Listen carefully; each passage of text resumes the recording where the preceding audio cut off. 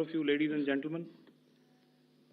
You are all by now familiar with the brutality and the dastardly manner in which 26 innocent lives were prematurely terminated at Pahalgam on the 22nd of April.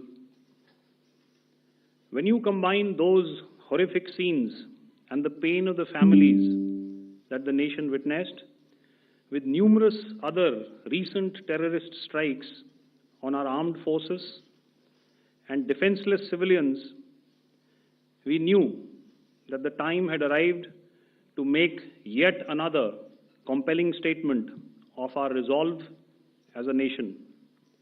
Operation Sindoor was conceptualized with a clear military aim to punish the perpetrators and planners of terror and to destroy their terror infrastructure.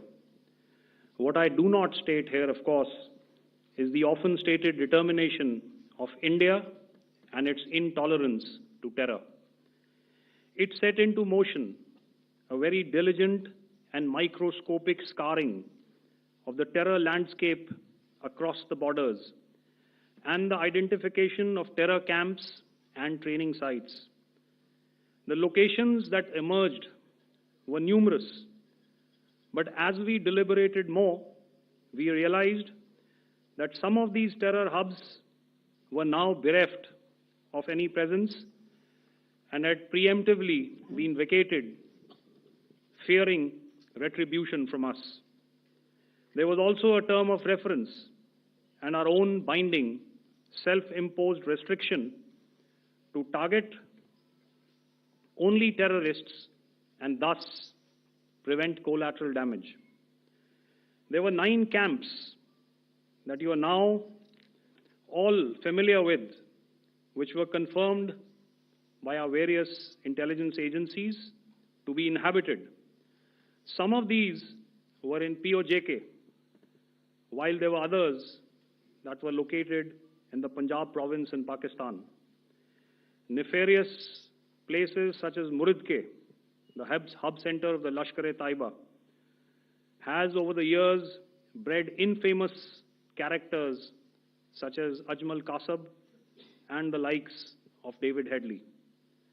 What followed was a careful scrutiny of each of these sinister locations, their layout, configuration, even the type of construction in each structure, and the terrain obtained around these.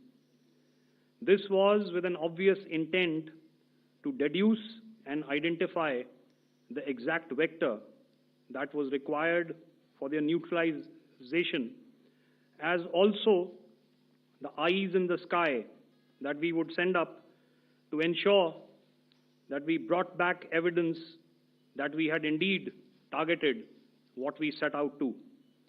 The precise images of these engagements on that fateful and historical night have already been showcased during the first press statement on the 7th of May that was helmed by our Foreign Secretary.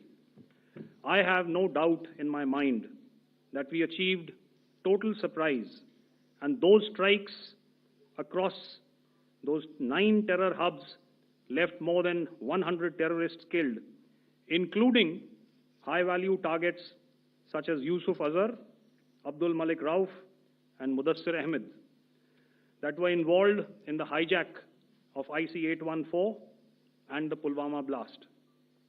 The line of control was also violated soon after by Pakistan, and the erratic and rattled response of our enemy was apparent from the number of civilians, inhabited villages, and religious sites such as Gurudwaras that were unfortunately hit by them, leading to a sad loss of lives. The Indian Air Force played a major part in these strikes by engaging some of these camps, and the Indian Navy provided wherewithal in terms of precision munitions. The Indian Air Force obviously had their assets up in the sky